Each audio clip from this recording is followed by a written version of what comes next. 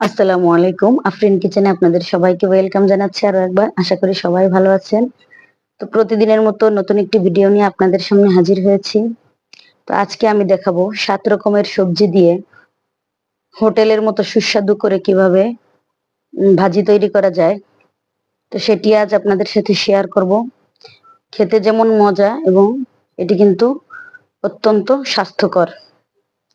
কেননা হোটেলে বা বাহিরের খাবার কিন্তু আমাদের স্বাস্থ্যের পক্ষে খুবই ঝুঁকিপূর্ণ। তো বাড়িতে যদি আমরা এভাবে বানিয়ে ফেলতে পারি তাহলে আর কি দরকার হোটেলে যাওয়ার। তো কত সুন্দর সহজভাবে আমি বানিয়ে নিচ্ছি সেটাই আপনাদেরকে দেখাচ্ছি।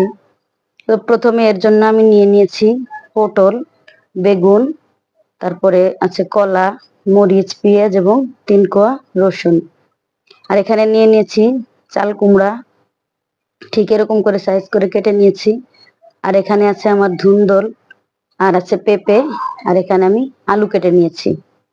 সবগুলো তরকারি প্রায় একই রকম সাইজ করে আমি কেটে নিয়েছি। আর এখানে নিয়ে নিয়েছি আধা কাপের মতো মুসুরির ডাল। তো ডালটা মোটা দানা বা চিকন দানা যেরকমই হোক কোনো সমস্যা নেই। তো পানি দিয়ে খুব ভালোভাবে কচলে কচলে এটাকে একেবারে সাদা পানি বের না হওয়া পর্যন্ত ৫-৬ বার ধুয়ে নিব। তো ডালটা যেন খুব ভালোভাবে ধোয়া হয়, না হলে কিন্তু পরবর্তীতে মোটা দানার ডাল হলে কিন্তু কালো হয়ে যায়। তো আমি ডাল খুব সুন্দরভাবে ধুয়ে নিয়েছি। এখন আমি এটাকে ভিজিয়ে রাখবো প্রায় 10 মিনিটের জন্য। তো ডাল বেশি ভিজিয়ে রাখলে কিন্তু তাড়াতাড়ি ফুটতে সাহায্য করে। এখন আমি দিয়ে নিচ্ছি একে একে সব ধরনের সবজি। তো সব সবজি আমার কিন্তু একসাথে দিয়ে নিয়েছি। এখন আমি এর ভিতরে দিয়ে দিচ্ছি সেই কুচিয়ে রাখা পেঁয়াজ, আর দিয়ে দেব 2 টুকরা মরিচ। তো এত বেশি মরিচ আমি আগের থেকে দিব না, কারণ তাহলে কিন্তু সিদ্ধ হয়ে পুরো সবজির ভিতরে এর ঝালটা ছড়িয়ে পড়বে। আর এখন দিয়ে নিচ্ছি আমি হাফ চা চামচের মতো হলুদের গুঁড়া আর হাফ চা চামচ মরিচের গুঁড়া। আর দিয়ে নিব আমি 1 চা চামচ আদা বাটা এবং 1 চা চামচ রসুন বাটা। এখন আমি দিয়ে নিব পরিমাণ মতো লবণ। তো লবণটা কিন্তু আপনারা বুঝে শুনে দিবেন, প্রয়োজনে পরবর্তীতে আবার দেওয়া যাবে, কিন্তু প্রথমেই বেশি দিয়ে দিলে কিন্তু বেশি হয়ে গেলে আর কিছু করার থাকে না। এখন খুব সুন্দরভাবে আমি মেখে নিচ্ছি। তো আমার মাখানো হয়ে গিয়েছে। এখন আমি জাস্ট আমার মশলা মাখানো হাতটাকে ধুয়ে 3 কাপের মতো পানি আমি এর ভিতরে দিয়ে দিলাম।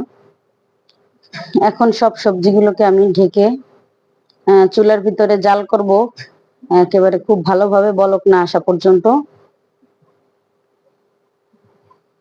তো কিন্তু দেখেন আপনারা বলক এসে গিয়েছে। এখন আমি একটু উল্টে পাল্টে নেড়ে নিচ্ছি সবজিটা। নাড়াচাড়া হয়ে গেলে আমি এখন এর ভিতরে দিয়ে দিব সেই ধুয়ে রাখা ডালগুলো। তো ডাল দেওয়ার পরে ডালগুলোকেও এর ভিতরে আবার নেড়ে চেড়ে মিশিয়ে দিতে হবে, তা না হলে কিন্তু কোনোটা সিদ্ধ হবে আবার কোনোটা সিদ্ধ হবে না। এই জন্য খুব ভালোভাবে মিশিয়ে নিতে হবে। তো এভাবে করেও আমি আরো প্রায় 10-12 মিনিটের মতো এই সবজি সহ ডালগুলোকে সিদ্ধ হতে দিব। তো কিছুটা সিদ্ধ হয়ে আসছে, পুরোপুরি হয়নি, আধা আধি হয়ে আসছে। এ পর্যায়ে আমি আবার উল্টে পাল্টে দিচ্ছি এবং পানিটাও অনেকখানি কমে আসছে। তো আবারও আমি ঢেকে দিয়েছিলাম। এখন কিন্তু সবজিটাও সিদ্ধ হয়ে গিয়েছে এবং ডালটাও পরিপূর্ণ সিদ্ধ হয়ে গিয়েছে। এখন আমি পরিমাণ মতো গরম পানি দিয়ে দিয়েছি, প্রায় 3 কাপের মতো হবে। এখন আমি আরো কতক্ষণের জন্য এটাকে ঢেকে রাখবো। আর সেই সাথে আমি কিন্তু এখন অ্যাড করে নিচ্ছি কাঁচামরিচ। কাঁচামরিচ আমার এক সাইডে থাকুক, অপর সাইডে আমি একটি ডাল ঘুটনি দিয়ে খুব সুন্দরভাবে যে শক্ত শক্ত সবজিগুলো আছে সেগুলোকে আমি ঘেটে নিচ্ছি। তো কোনোটা আস্ত থাকবে, কোনোটা একটু ঘেটে নিতে হবে। সবগুলো তরকারি কিন্তু আমি ঘাটবো না, যেগুলো একটু শক্ত শক্ত আছে ঠিক ওগুলোই। আর সবগুলো ঘেটে নিলে খেতেও ভালো লাগবে না। কিছু আস্ত থাকবে এবং কিছু আমি খুব সুন্দরভাবে আধা আধি করে ঘেটে নিব। দেখেন ঘেটে নেওয়ার পরে কিন্তু সবজির কালারটা এবং সবজিটা ঠিক এরকম হয়েছে। এখন আমি নামিয়ে নেব সবজিটা।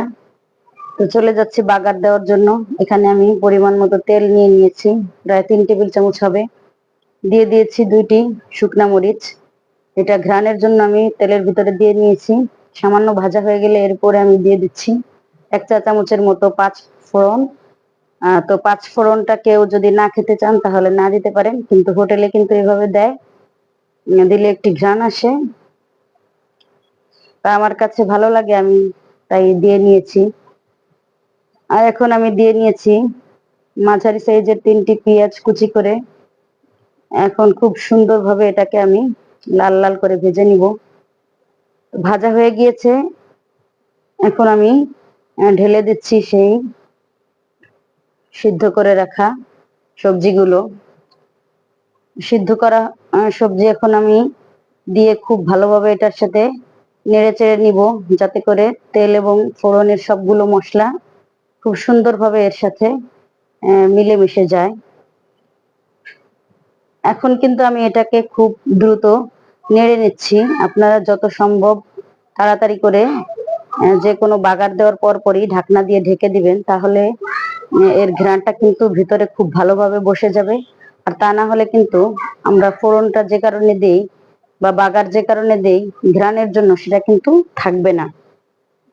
তো পরিপূর্ণ রেডি কিন্তু আমার এই সবজি, খেতে কিন্তু অসম্ভব মজাদার। আজকে এই পর্যন্ত, সবাই আমার সাথে থাকবেন।